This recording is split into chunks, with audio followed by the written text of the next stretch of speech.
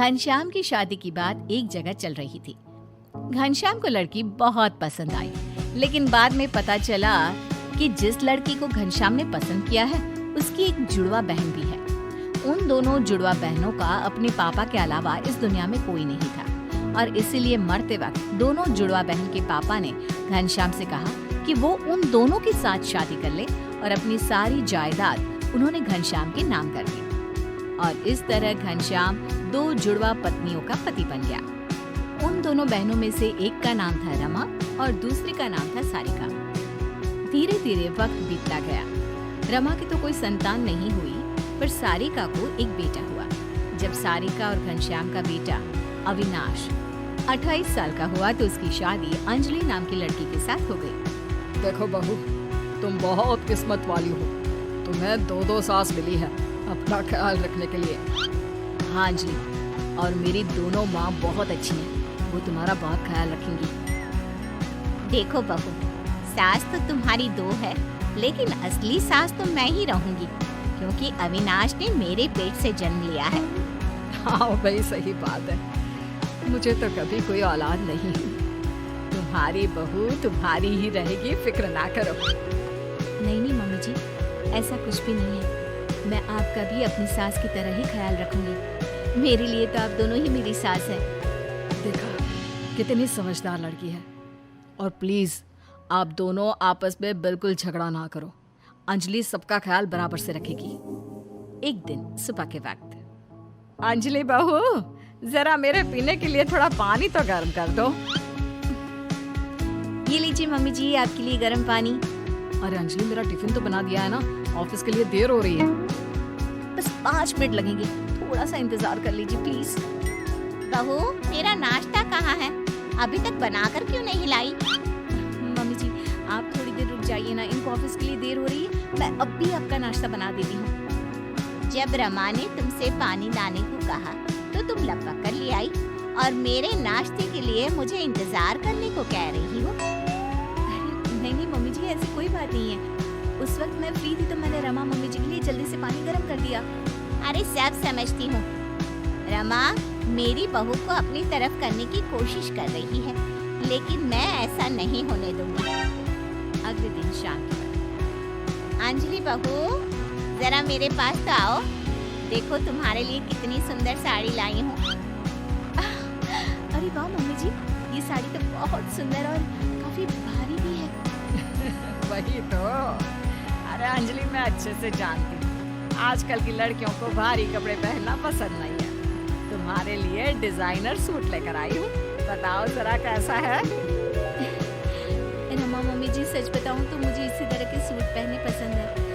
वैसे वो साड़ी भी बहुत सुंदर है, लेकिन बहुत भारी है ना, पता नहीं मुझसे संभलेगी भी या नहीं, लेकिन मैं दोनों चीज रख लेती हूँ।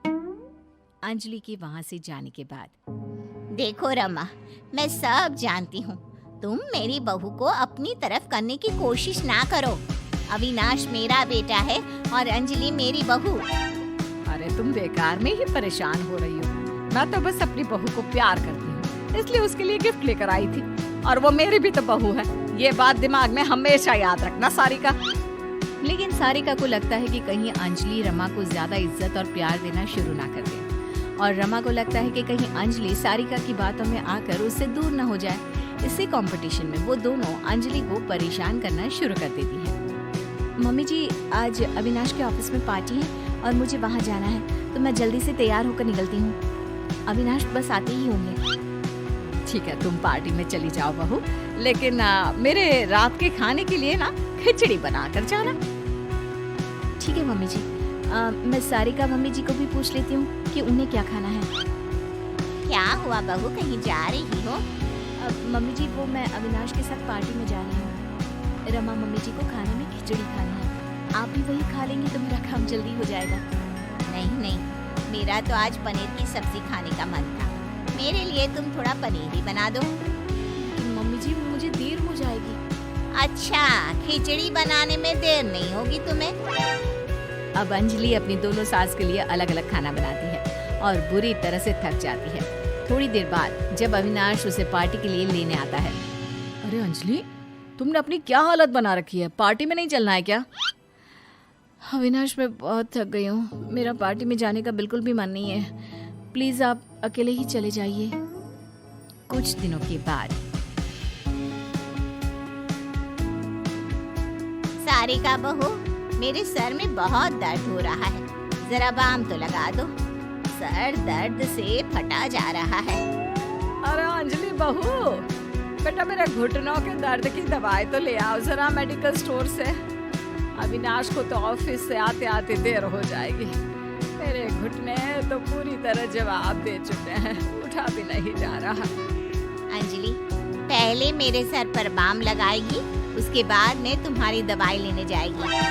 नहीं नहीं, बाम तो बाद में भी लग सकता है ना। अरे मेडिकल स्टोर बंद हो जाएगा, उससे पहले अंजलि मेरी दवा ले आए। हे भगवान, ये जुड़वा सास के चक्कर में कहाँ फंस गई। ये दोनों तो कुछ भी समझने को तैयार ही नहीं है। अब क्या करूं? ऐसे ही समय बीतता जाता है। कुछ दिनों के बाद अंजलि प्रेग्नेंट हो जाती है। जैसे ही अंजलि के प्रेग्नेंट होने की खबर आती है, रमा और सारिका दोनों बहुत खुश होती हैं। अंजलि, मैंने तुम्हारे लिए लड्डू बनाए हैं, ये खाना। तुम्हारा बच्चा बहुत हेल्दी होगा। देखो अंजलि, ज्यादा घी और लड्डू खाने से शरीर पर चर्बी चढ़ जाती है। तुम्हें अपनी सेहत का ख्याल रखना है या नहीं? तुम ये फ्रूट्स खाया करो बेटा। लेकिन मम्मी जी, मैं दोनों चीज भी खा सकती हूँ ना, थोड़ा थोड़ा करके। अरे मम्मी, अंजलि का जब जो खाने का मन होगा वो खा लेंगी। आप दोनों इतना परेशान क्यों हो रही हैं? देखो, तुम दोनों अपने अपने चक्कर में वैसे भी बहू को बहुत तंग करती हो। अब वो प्रेग्नेंट है, उसे थोड़ा तो चैन लेने दो। मैं तो अपनी बहू से बहुत प्यार करती हूँ। अब 2-4 काम करवा लेती हूँ तो इसमें क्या गलत है? काम के बहाने तुम मेरी बहू को मुझसे दूर करने की कोशिश करती हो। और फिर एक दिन अचानक अंजलि की तबीयत खराब हो जाती है। रमा और सारिका दोनों की दोनों पूरे मन से अंजलि का ख्याल रखने लगती हैं। वो अंजलि की बहुत केयर करती है। बेटा, जरा ये सब्जी तो खा ले। देख, जितना खाओगी ना उतनी जल्दी ठीक हो जाओगी। सारिका ठीक कहती है बेटा। तुम्हारी तबीयत जब से खराब हुई है, हमारे घर की तो रौनक ही चली गई है। अच्छा सुनो, रात को सोने से पहले दूध पिया करो, सेहत अच्छी रहेगी। हाँ, रमा ठीक कह रही है। मैं तो तुमसे कहकर थक गई। अब उसके हाथ से ही दूध पी लो। मेरी नहीं तो अपनी रमा मम्मी जी की बात तो सुन लो। दोनों की केयर करने से कुछ ही दिनों में अंजलि की तबीयत बिल्कुल ठीक हो जाती है। और एक दिन जब सब लोग साथ में बैठकर खाना खा रहे थे, वैसे मानना पड़ेगा, तुम दोनों सास ने मिलकर बहू का ख्याल बहुत अच्छे से रखा और उसे जल्दी से ठीक भी कर दिया। सही कह रहे हैं पापा।